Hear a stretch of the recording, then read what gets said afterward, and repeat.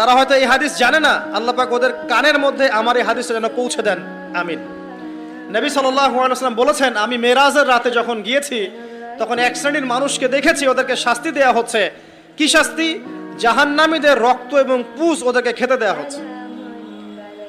জিবরাইল আলাইহিস সালামকে জিজ্ঞাসা করা হলো যে এরা কারা? তিনি বললেন, এরা আপনার উম্মতের সেই সব ব্যক্তি যারা মাদকদ্রব্য সেবন করত।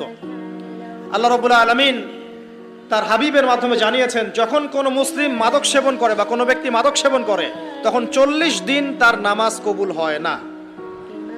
এরপর যদি সে তওবা করে তাহলে আল্লাহ পাক তার তওবা কবুল করবেন ইনশাআল্লাহ। যদি সে আবারও মাদক খায় তওবা করার পর, আবার 40 দিন তার নামাজ কবুল হবে না। যদি সে আবার তওবা করে আল্লাহ পাক আবার তাকে মাফ করে দিবেন।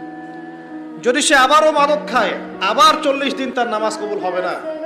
তারপর যদি আবার তওবা করে আবার আল্লাহ তাকে মাফ করে দিবেন। এরপরেও যদি সে আবার মাদকদ্রব্য সেবন করে, নবী সাল্লাল্লাহু আলাইহি ওয়াসাল্লাম বলছেন তাকে আল্লাহ রাব্বুল আলামিন পরকালে মৃত্যুর পরে তিনাতুল খাবাল পান করাবেন। তিনাতুল খাবাল। জিজ্ঞাসা করা হল, ইয়া রাসূলুল্লাহ, তিনাতুল খাবাল কি জিনিস? নবী সাল্লাল্লাহু আলাইহি ওয়াসাল্লাম উত্তর দিচ্ছেন, এটা হচ্ছে জাহান্নামীদের রক্ত, মাংস, এগুলো পুড়ে পচে যে রসটা বের হবে, এটা হচ্ছে তিনাতুল খাবাল।